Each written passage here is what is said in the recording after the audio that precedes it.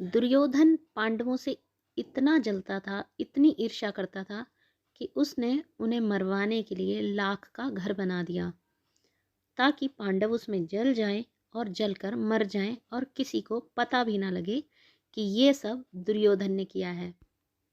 तो क्या दुर्योधन अपनी चाल में कामयाब हो पाया? क्या पांडव अपने आप को सुरक्षित लाख के ग्रह से बचकर निकल पाए? तो चलिए देखते हैं चैप्टर 11 पांडवों की रक्षा, क्लास 7th हिंदी बाल महाभारत कथा। अगर आप चैनल पर नए हैं और चैनल को सब्सक्राइब नहीं किया है तो चैनल को सब्सक्राइब कर लें, साथ ही बेल आइकन को भी प्रेस कर दें ताकि आपको वीडियो का नोटिफिकेशन सबसे पहले मिल जाए। तो चलिए अब इसको देखते हैं। पांचों पांडव माता कुंती के साथ वाणाव्रत के लिए चल पड़े। उनके हस्तिनापुर छोड़ कर जाने की खबर पाकर नगर के लोग उनके साथ हो लिए। बहुत दूर जाने के बाद युधिष्ठिर का कहा मानकर नगरवासियों को लौट जाना पड़ा। दुर्योधन के षड्यंत्र और उससे बचकर निकलने का गूढ़ भाषा में रहस्य विदुर ने युधिष्ठिर को समझा दिया था, जिससे दूसरे लोग न समझ सकें। वाणाव्रत के लोग पांडवों के आगमन की खबर पाकर बड़े खुश हुए और उनके वहां पहुंचने पर उन्होंने बड़े ठाठ से उनका स्वागत किया। जब तक लाख का भवन बनकर तैयार हुआ, पांडव दूसरे घरों में रहते रहे, जहां पुरोचन ने पहले से ही उनके ठहरने का प्रबंध कर रखा था। लाख का भवन बनकर तैयार हो गया तो पुरोचन उन्हें उसमें ले गया। भवन में प्रवेश करते ही युधिष्ठिर ने उसे खूब ध्यान से देखा। युधिष्ठिर को पहले से ही विदुर हर एक बात को गूढ़ भाषा में बता चुके थे। वो उन्हें बता चुके थे कि किस तरह से दुर्योधन ने उनके लिए ये भवन को तैयार करवाया है। ध्यान से देखने पर युधिष्ठिर को पता चल गया कि वह घर जल्दी आग लगने वाली चीजों से बना हुआ है। युधिष्ठिर ने भीम को यह भी बता दिया कि इस स्थान पर आग जल्दी लग सकती है, लेकिन साथ ही यह भी बताया कि यह स्थान खतरनाक है। फिर भी हमें विचलित नहीं होना चाहिए। पुरोचन को इस बात का जरा भी पता न लगे कि उसके षड्यंत्र का भेद हम पर खुल गया है। मौका पाकर हमें यहाँ से निकल भागना होगा, पर अभी हमें जल्दी में ऐसा कोई काम नहीं करना चाहिए जिससे शत्रु के मन में जरा भी संदेह पैदा होने की संभावना हो। युधिष्ठिर की इस सलाह को भीमसेन सहित सब भाइयों तथा कुंती ने मान लिया। वे उसी लाख के भवन में रहने लगे। इतने में विदुर का भेजा हुआ एक सुरंग बनाने वाला कारीगर वाणाव्रत नगर में आ पहुंचा। उसने एक दिन पांडवों को अकेले में पाकर उन्हें अपना परिचय देते हुए कहा, आप लोगों की भलाई के लिए हस्तिनापुर से रवाना होते समय विदुर ने युधिष्ठिर से सांकेतिक भाषा में जो कुछ कहा था, वह बात मैं जानता हूँ। यही मेरे सच्चे मित्र होने का सबूत है। आप मुझ पर भरोसा रखें, मैं आप लोगों की रक्षा का प्रबंध करने के लिए आया हूँ। इसके बाद वह कारीगर महल में पहुंच गया तथा गुप्त रूप से कुछ दिनों के लिए उसमें एक सुरंग बना दी। इस रास्ते से पांडव महल के अंदर से नीचे ही नीचे चारदीवारी और गहरी खाई को लांघकर सुरक्षित बेखटके बाहर निकल सकते थे। यह काम इतने गुप्त रूप से और इस खूबी से हुआ कि पुरोचन को अंत तक इस बात की खबर न होने पाई।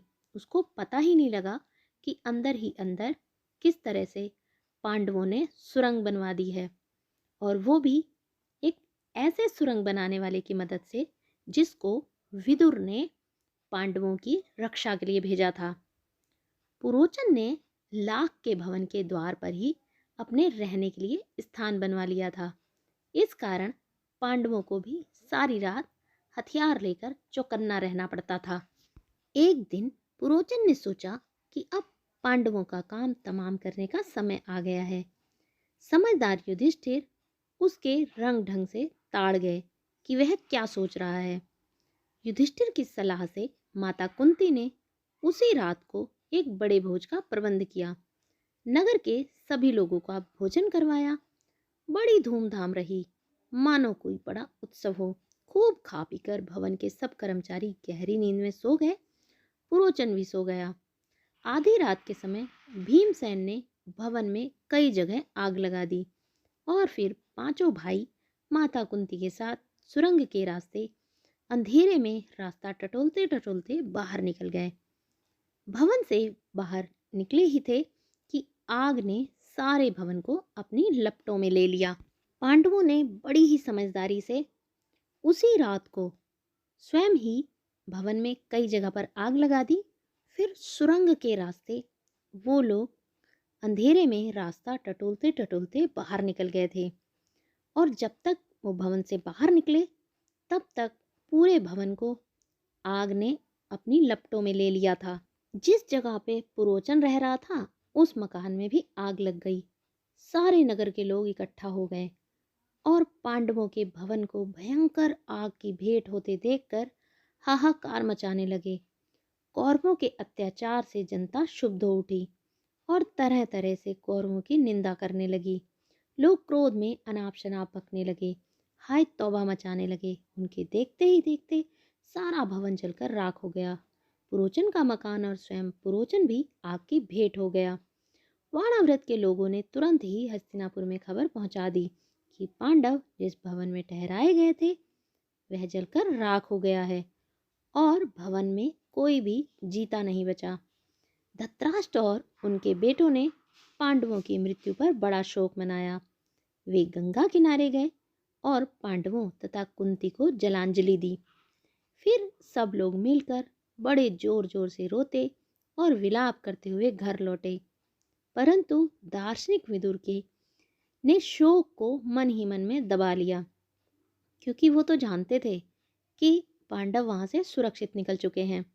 उन्होंने अधिक शोक प्रदर्शन भी नहीं किया और दुर्योधन और सारे कौरव रोते और विलाप करते हुए आ रहे थे ताकि सबको लगे कि उनको मारने में उनका कोई हाथ नहीं है।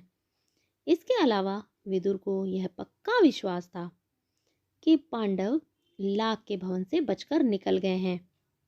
वो जानते थे, क्यों कि उन्होंने ही तो सुरंग बनाने वाले को भेजा था। पितामह भीष्म तो मानो शोक के सागर में ही थे, पर उनको विदुर ने धीरज बंधाया और पांडवों के बचाव के लिए किए गए अपने सारे प्रबंध का हाल बताकर उन्हें चिंता मुक्त कर दिया। क्योंकि पितामह भीष्म भी पांडवों से अत्यधिक प्रेम करते थे।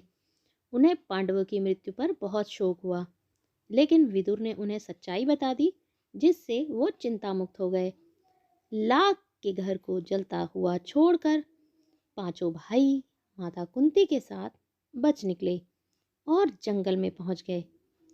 जंगल में पहुंचने पर भीमसेन ने देखा कि रात भर जगे होने तथा चिंता और भय से पीड़ित होने के कारण चारों भाई बहुत थके हुए हैं। माता कुंती की दशा तो बड़ी ही दयनीय थी। बेचारी थक्कर चूर हो गई। सो महाबली भीम ने माता को उठाकर अपने कंधे पर बैठा लिया और नकुल और सहदेव को कमर पर ले लिया। युधिष्ठिर और अर्जुन को दोनों हाथों में पकड़ लिया और उस जंगली रास्तों से उद्मंद हाथी के समान झाड़ झंझाड़ पेड़ पौधों को इधर उधर हटाता और रोनता हुआ तेजी से चलने लगा। जब वे सब गंगा किनारे पहुंचे तो वहां विदुर की भेजी हुई एक नाव मिली। युधिष्ठिर ने मल्लाह से सांकेतिक प्रश्न करके जांच लिया कि वह मित्र है। वे लोग अगले दिन शाम होने तक चलते ही रहे ताकि किसी सुरक्षित स्थान पर पहुंच जाएं। सूरज डूब गया और रात हो चली। चारों तरफ अंधेरा छा गया। कुंती और पांडव एक तो थकावट के मारे चूर हो रहे थे, उधर से प्यास और नींद भी उन्हें सताने लगी। चक्कर सा आने लगा। एक पग भी बढ़ना असंभव हो गया था। भीम के सिवाय और सब भाई वहीं जमीन पर बैठ गए। कुंती से तो बैठा भी नहीं गया। वह दीन भाव से बोली, मैं तो प्यास से मरी जा रही हूँ, अब मुझसे बिल्कुल चला नहीं जाता।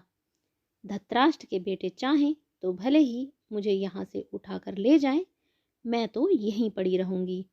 मैं यहाँ से उठकर कहीं नहीं जाने वाली। यह कहकर कुंती वहीं जमीन पर बैठकर बेहोश हो गई। माता और भाइयों का यह हाल देखकर क्षोभ के मारे भीमसेन का हृदय दग्ध उठा। वह उस भयानक जंगल में बेधड़क घुस गया और इधर उधर घूम घाम कर उसने एक जलाशय का पता लगा ही लिया। उससे पानी लाकर माता व भाइयों की प्यास बुझाई। पानी पीकर चारों भाई और माता कुंती ऐसे सोए कि उन्हें अपनी सुध बुध तक न रही। भीमसेन अकेला मन ही मन कुछ सोचता हुआ चिंतित भाव से बैठा रहा। पांचों भाई माता कुंती के लिए अनेक विघ्न बाधाओं का सामना करते और बड़ी मुसीबतें झेलते हुए उसी जंगली रास्ते से आगे बढ़ते ही चले गए। वे कभी माता को उठाकर तेज चलते, कभी थके मांदे बैठ जाते, कभी एक दूसरे से होड़ लगाकर रास्ता पार कर पाते। वे ब्राह्मण ब्रह्मचारियों का वेश धरकर एक चक्रा नगरी में जाकर एक ब्राह्मण के घर जाकर रहने लगे। माता कुंती के साथ पांचों भाई पांडव एक चक्रा नगरी में भिक्षा मांगकर कुछ दिन बिताने लगे। भिक्षा के लिए जब पांचों भाई निकल जाते तो कुंती का जी बड़ा बेचैन हो उठता। वह बड़ी चिंता से उनकी बाट जोहती रहती। उनके लौटने में जरा भी देर हो जाती तो कुंती के मन में तरह तरह की आशंकाएं उठने लगती थी। पांचों भाई भिक्षा में जितना भोजन लाते कुंती उसके दो हिस्से कर देती। एक हिस्सा भीमसेन को दे देती और बाकी आधे से 5 हिस्से करके चारों बेटे और खुद खा लेती थी। तिस पर भी भीमसेन की भूख नहीं मिटती थी। हमेशा ही भूखा रहने के कारण वह दिन पर दिन दुबला होने लगा। भीमसेन का यह हाल देखकर माता कुंती और युधिष्ठिर बड़े चिंतित रहने लगे। थोड़े से भोजन से पेट न भरता सो भीमसेन ने एक कुम्हार से दोस्ती कर ली। उसने मिट्टी आदि खोदने में मदद करके उसको खुश कर दिया।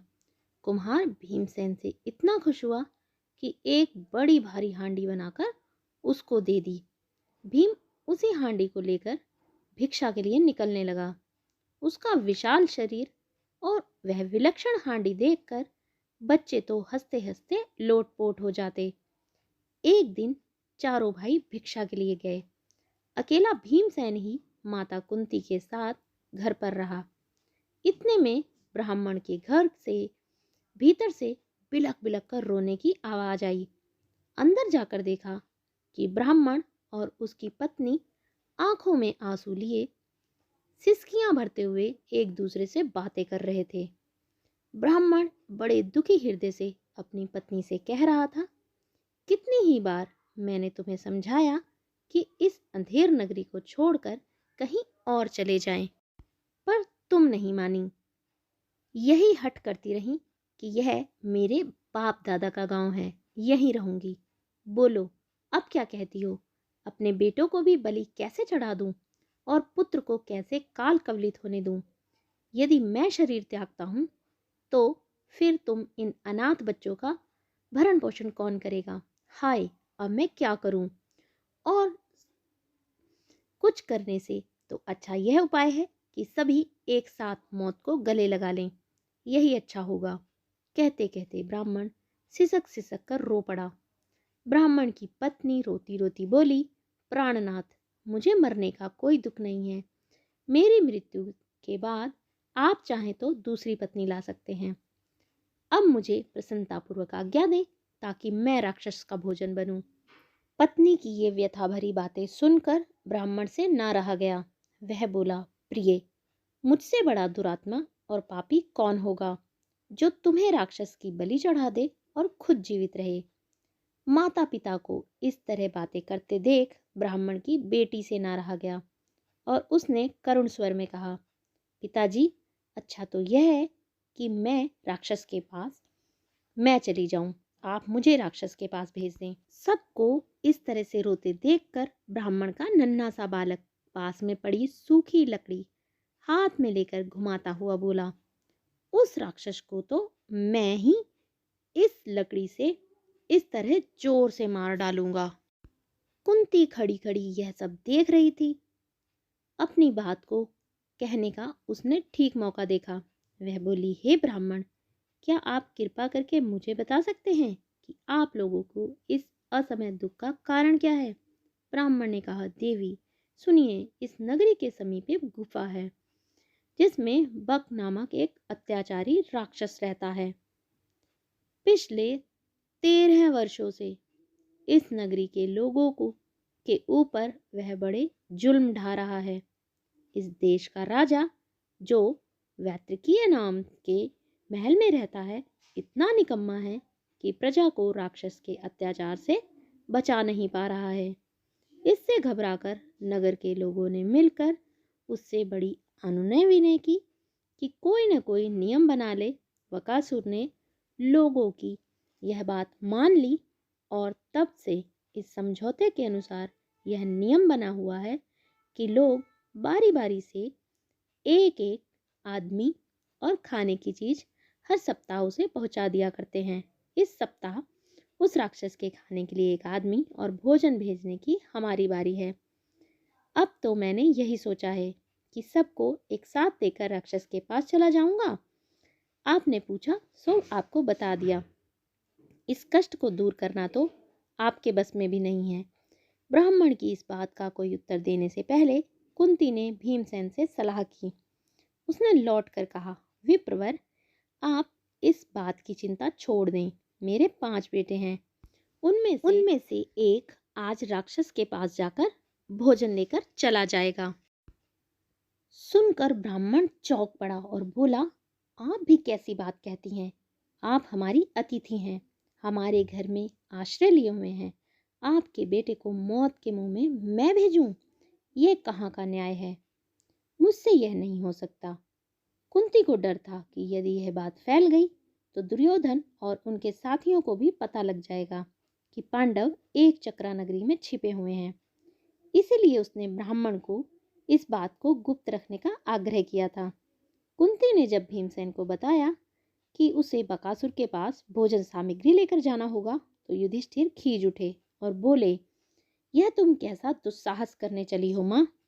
युधिष्ठिर की इन कड़ी बातों का उत्तर देते हुए कुंती बोली, बेटा युधिष्ठिर, इस ब्राह्मण के घर में रहने हमने कई दिन आराम से बिताए हैं। जब इन पर विपदा पड़ी है तो मनुष्य होने के नाते हमें उनका बदला चुकाना ही चाहिए। मैं बेटा भीम की शक्ति और बल से अच्छी तरह से परिचित हूँ। तुम इस बात की चिंता मत करो। जो हमें वाणाव्रत से यहाँ तक उठा कर लाया, जिसने हिडम्ब का वध किया, उस भीम के बारे में मुझे तो कोई डर नहीं है, न चिंता। भीम की बकासुर के पास भेजना हमारा कर्तव्य है। इसके बाद नियम के अनुसार नगर के लोग खाने पीने की चीजें गाड़ी में रख कर ले आए। भीमसेन उछलकर गाड़ी में बैठ गया। शहर के लोग भी बाजे बजाते हुए कुछ दूर तक उसके पीछे पीछे चले। एक निश्चित स्थान पर लोग रुक गए और अकेला भीम भारी गाड़ी दौड़ाता हुआ आगे गया। उधर राक्षस मारे भूखे तड़प रहा था। जब बहुत देर हो गई तो बड़े क्रोध के साथ वह गुफा से बाहर आया। देखता क्या है कि एक मोटा सा मनुष्य बड़े आराम से बैठा हुआ भोजन कर रहा है। यह देखकर बकासुर की आंखें क्रोध से एकदम लाल हो उठी। इतने में ही भीमसेन की निगाह उस पर पड़ी। उसने हंसते हुए उसका नाम लेकर पुकारा। भीमसेन की यह ठिठाई देखकर राक्षस गुस्से में भर गया और तेजी से भीमसेन पर झपटा। भीमसेन ने बकासुर को अपनी ओर आते हुए देखा तो उसने उसकी तरफ पीठ फेर ली और कुछ भी परवाह न करके खाने में ही लगा रहा। खाली हाथों काम न बनते देखकर राक्षस ने एक बड़ा सा पेड़ जड़ से उखाड़ लिया और उसे ही भीमसेन पर दे मारा, परंतु भीमसेन ने बाएं हाथ पर उसे रोक लिया। दोनों में भयानक मुठभेड़ हो गई। भीमसेन ने बकासुर को ठोकरे मारकर गिरा दिया और उसने कहा, दुष्ट राक्षस, जरा विश्राम तो करने दे। थोड़ी देर सुस्ताकर भीम ने फिर कहा, अच्छा अब उठो। बकासुर उठकर भीम के साथ लड़ने लगा। भीमसेन ने उसको ठोकरे लगा लगाकर फिर गिरा दिया। इस तरह बार बार पछाड़ खाने पर भी राक्षस उस पर भिड़ जाता था। आखिर भीम ने उसे मुंह के बल गिरा दिया और उसकी पीठ पर घुटनों की मार देकर उसकी रीढ़ की हड्डी तोड़ डाली। राक्षस पीड़ा के मारे चीख उठा और उसके प्राण पखेरु उड़ गए। भीमसेन उसकी लाश को घसीट कर लाया और उसे नगर के फाटक पर जाकर पटक दिया। फिर उसने घर आकर माँ को सारा हाल बताया। इस प्रकार बाहुबली भीम ने वकासुर के अत्याचार से सारे एक चक्रा नगरी वासियों को मुक्त किया और अपनी माँ और पांडवों के साथ आराम से रहने लगा। आपको ये वीडियो कैसी लगी? अच्छी लगी हो तो इसको लाइक कर दें, अपने दोस्तों में ज़्यादा से ज़्यादा शेयर करें। जो लोग चैनल पर नए हैं चैनल को सब्सक्राइब कर दें। Thanks for watching. बहुत जल्द मिलेंगे हमारी नेक्स्ट वीडियो के साथ। Till then bye.